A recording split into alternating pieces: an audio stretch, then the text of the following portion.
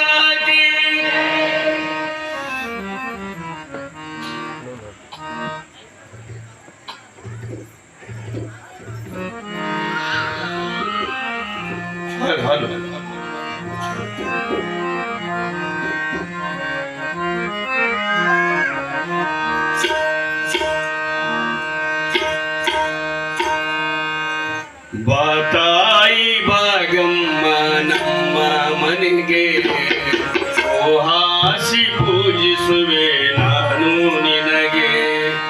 Generator ಮೇಲೆ ಹಾಕಿದ್ರು, generator ಮೇಲೆ ಹಾಕಿದ್ರು.